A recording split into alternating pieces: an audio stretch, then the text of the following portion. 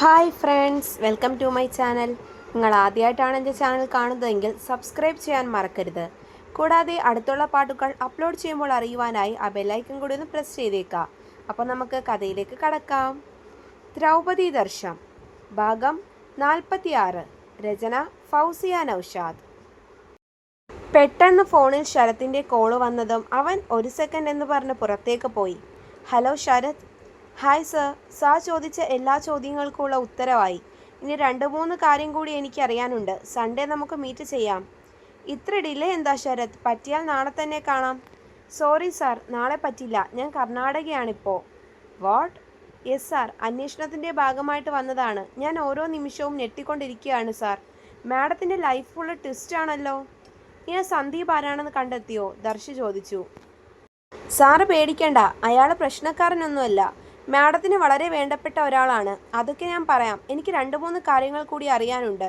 പിന്നെ ഇവിടെ നിന്ന് ട്രാവൽ ചെയ്തങ്ങ് വരണ്ടേ? സൺഡേ മീറ്റ് ചെയ്യാം സർ. അവൻ കോള് കട്ടാക്കി. മുറിയിൽ വന്നതും അവൾ അതേ ഇരിപ്പായിരുന്നു. ആരായിരുന്നു ഫോണിൽ? അത് കമ്പനിയിലെ ഒരു ക്ലയൻറ്റ്. ഈ രാത്രിയോ? യെസ്, അതെപ്പോൾ വേണമെങ്കിലും ആവാമല്ലോ. അതെ അതെ. ശിവ? അവൻ അവളുടെ പിന്നാലെ വന്നു നിന്നു. കണ്ണാടിയിൽ നോക്കിക്കൊണ്ട് അവളുടെ താടിയിൽ പിടിച്ച് മുഖം മെല്ലെ ഉയർത്തി. അതെ, ഇനി നമ്മൾ ഒന്നിക്കാൻ അധികം താമസമൊന്നും ഉണ്ടാവില്ല. അവൻ പറഞ്ഞത് അവക്കൊന്നും തന്നെ മനസ്സിലായില്ല. നീ കാത്തിരിക്കുന്നതും അതിനല്ലേ, എനിക്ക് ഓർമ്മ തിരിച്ചു കിട്ടാൻ. അതിനധികം താമസം ഉണ്ടാവില്ലെന്ന്. അതെന്താ അങ്ങനെ? ഈയിടെയായി എനിക്കിങ്ങനെ ഓരോന്ന് ഓർമ്മ വരുന്നുണ്ട്. ക്ലിയർ അല്ല. പണ്ടത്തെ അല്ലേ, അതുകൊണ്ടാവാം. എന്നാലും നമ്മൾ ഒരുമിച്ചുള്ള കുറച്ച് നിമിഷങ്ങളൊക്കെ ഇടയ്ക്കെൻ്റെ മനസ്സിൽ ഇങ്ങനെ വരും. ദർശ് ആലോചനയോടെ പറഞ്ഞു. സത്യാണോ? അവൾ അവനു നേരെ തിരിഞ്ഞ് കൗതുകത്തോടെ ചോദിച്ചു. അതെ. അവൾ ഹൃദയം നിറഞ്ഞു പുഞ്ചിരിച്ചു. ശിവ, ശരിക്കും നീ എന്നോട് ഈ അകലം കാണിക്കുമ്പോൾ എനിക്കെന്തോ വല്ലാത്ത വിഷമമാണ്. എനിക്ക് നിന്നെ എത്രത്തോളം ഇഷ്ടമാണെന്ന് പറഞ്ഞു തരാൻ കഴിയില്ല ശിവ. ഈ ദർശിൻ്റെ മനസ്സിൽ ഇന്നേ വരെ നീയല്ലാതെ മറ്റൊരു പെണ്ണും ഉണ്ടായിട്ടില്ല. ഞാൻ മതിയെന്നും മറ്റൊരു പെണ്ണും ഇനി ഹൃദയത്തിൽ വേണ്ടാട്ടോ. അപ്പോൾ ശരി, ഗുഡ് നൈറ്റ്. അത് പറഞ്ഞവൻ സോഫയിൽ പോയി കിടന്നു. ശിവാനി അല്പനേരം ഇരുന്ന ശേഷം അവൾ എഴുന്നേറ്റു. ദർശ് അങ്ങനെ കിടന്നെങ്കിലും അവൻ്റെ മനസ്സിലൊരു ചിന്ത കുറച്ച് ദിവസമായി കിടപ്പുണ്ട്. മോനെ, നീ കടയിൽ പോയി മോക്ക് കൊടുക്കാൻ എന്തെങ്കിലും വാങ്ങിക്കൊണ്ട് വാ. ഇതാ. മഹാദേവ് കുറച്ച് പൈസ അവൻ്റെ കയ്യിലേക്ക് നൽകി അവനെ പറഞ്ഞു വിട്ടു. എന്നാൽ അവൻ നടന്നു പാതി വഴി എത്തുന്നതും പെട്ടെന്ന് ശിവാനിയുടെ നിലവിളി. അമ്മ! അയ്യോ ദേവേട്ടാ! നിലവിളി കേട്ട് ഓടിവരുന്ന ദർശിനെ അച്ഛൻ അകത്തേക്ക് കയറ്റാതെ പുറത്തു തന്നെ പിടിച്ചു നിർത്തി. അച്ഛനെ ആവുന്നതും ശക്തിയെടുത്ത് തള്ളി മാറ്റി അവൻ അകത്തേക്ക് ഓടിക്കയറി. തീ പിടിച്ചു തുടങ്ങിയ വാതിലും കടന്ന് അവൻ അകത്തേക്കോടി. അവിടെ അവൾ ഉണ്ടായിരുന്നില്ല. പകരം അതിദാരുണമായി പൊള്ളലേറ്റ് അവൻ അതിനുള്ളിൽ തളർന്നു വീഴുന്നു. എന്താണിതിനർത്ഥം? വീണ്ടും വീണ്ടും ഇതിങ്ങനെ ഓർമ്മ വരാനുള്ള കാരണം? ഇതും ഇനിയൊരു ഓർമ്മയാണോ? പക്ഷേ അച്ഛൻ എന്തിനാ അങ്ങനെയൊക്കെ ചെയ്തത്? അവനതൊരു സ്വപ്നമായിട്ട് മാത്രമേ ഉൾക്കൊള്ളാനായുള്ളൂ. അവൻ കഴിക്കുന്ന ഡോസ് കൂടിയ മരുന്നുകൾ വേഗം തന്നെ അവൻ ഉറങ്ങിപ്പോയിരുന്നു. ശിവാനി അപ്പോഴും കണ്ണു തുറന്ന് കിടക്കുകയാണ്. സമയം 11 മണിയായിട്ടുള്ളൂ. വാതിലിൽ ആരോ കൊട്ടുന്നത് കേട്ട് അവൾ എഴുന്നേറ്റു. അയ്യോ, ഈ സമയം ആരാണ്? ദേവേട്ടൻ ഉറങ്ങിയോ? സോഫയിൽ കിടക്കുന്നത് ആരെങ്കിലും കണ്ടാ? ഇനിയിപ്പോൾ എങ്ങനെയാ ദേവേട്ടനെ വിളിച്ചുണർത്തുക? അവൾ മടിയോടെ വാതിൽ പാതി തുറന്ന് തല പുറത്തിട്ടു. ദർശനയാണ്. നീ എന്താ തച്ചു ഈ സമയത്ത്? എനിക്ക് ഏട്ടനോടൊന്ന് സംസാരിക്കണം. ഏട്ടൻ ഉറങ്ങിയല്ലോ. എനിക്ക് ഏട്ടനോടിപ്പോൾ സംസാരിച്ചേ പറ്റൂ. ഏട്ടൻ ഉറങ്ങി തച്ചു, നാളെ രാവിലെ പറയാം. എന്നിട്ട് അവൾ വിശ്വസിക്കാൻ തയ്യാറാവാതെ ഇടയിലൂടെ മുറിയിലേക്ക് നോക്കി. ദർശി സോഫയിൽ കിടക്കുന്നതായി അവളുടെ ശ്രദ്ധയിൽപ്പെട്ടു. അവൾ കുറച്ചുനേരം സംശയിച്ചു നിന്ന ശേഷം അവിടെ നിന്ന് പോയി. അമ്മേ, ഈ വിവാഹം കഴിഞ്ഞവരൊക്കെ രണ്ടിടത്തായാണോ കിടക്കുക?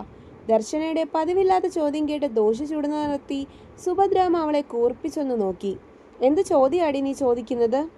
ഞാൻ പറഞ്ഞു തരണോ അത്? ഇത്ര വലിയ നിനക്കറിയില്ലേ? എനിക്കറിയാം, പക്ഷേ ഇവിടെ നടക്കുന്നത് അങ്ങനെയല്ലല്ലോ. എന്ത്?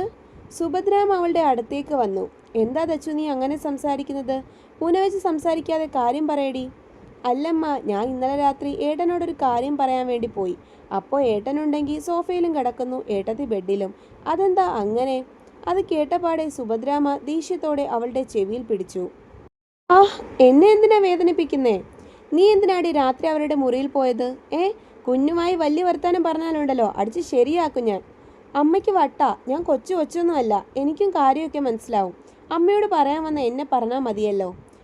ദർശന പിണങ്ങി മുറിയിലേക്ക് പോയി. കേട്ടതിൻ്റെ ചെറിയൊരു നടുക്കത്തിലാണ് സുഭദ്ര. ദർശിൻ്റെയും ശിവാനിയുടെയും വിവാഹം കഴിഞ്ഞിട്ട് 6 മാസത്തിലേറെയായി.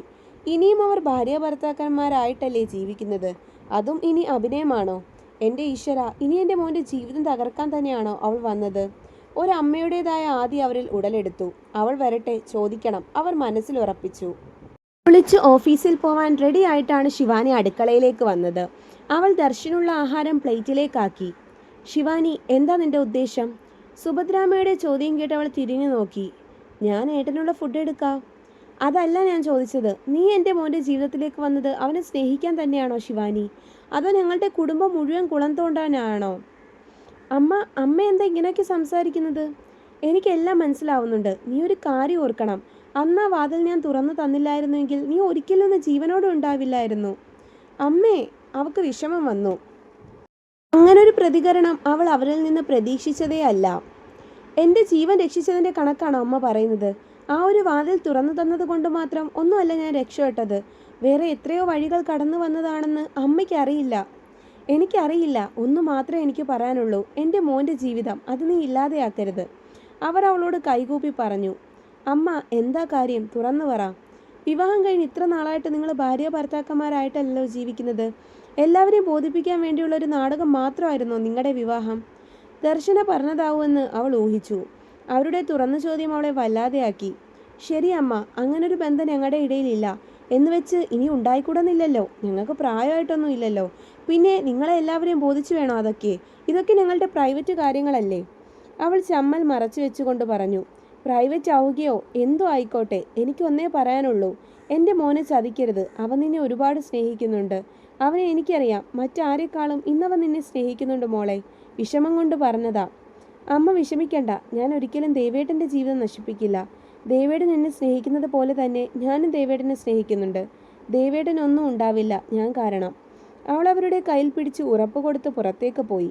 ദർശനുള്ള ബ്രേക്ക്ഫാസ്റ്റ് കൊടുത്ത് ഒരുമിച്ചിരുന്ന് കഴിച്ചു. അവളുടെ മുഖം വല്ലാതെ ഇരിക്കുന്നത് അവൻ ശ്രദ്ധിച്ചു. കാറിൽ കയറുമ്പോൾ ദർശൻ അവളോട് പറയുകയും ചെയ്തു. എന്താ ശിവാനി, നിന്റെ മുഖം ഇങ്ങനെ കടന്നൽ കുത്തിയതുപോലെ ഇരിക്കുന്നത്? എന്തു പറയാനാ, രാവിലെ തന്നെ നല്ലപോലെ നാണം കെട്ടു. എന്ത്? അമ്മ ഒക്കെ അറിഞ്ഞു. എന്തറിഞ്ഞെന്ന്? നമ്മൾ തമ്മിൽ ഇപ്പോഴും ഭാര്യ ഭർത്താക്കന്മാരെ പോലെയല്ല ജീവിക്കുന്നതെന്ന്. അത് കേട്ടവൻ ചിരിച്ചു. നിങ്ങൾ എന്തിനാ മനുഷ്യ ചിരിക്കുന്നത്? കണ്ടോടി, എൻ്റെ അമ്മയ്ക്ക് വരെ മനസ്സിലായി നീ ഒരു ദുഷ്ടയായ ഭാര്യയാണെന്ന്. കണ്ടോ, അമ്മയ്ക്ക് വരെ വിഷമമുണ്ട്. പാവം ഞാൻ. സീരിയസ് ആയി പറയുമ്പോഴാ ഒരു തമാശ. അവൾക്ക് ശരിക്കും ദേഷ്യം വന്നു. അവൻ ചിരി നിർത്തി. അല്ല അമ്മ ഇതിപ്പോൾ എങ്ങനെ അറിഞ്ഞേ?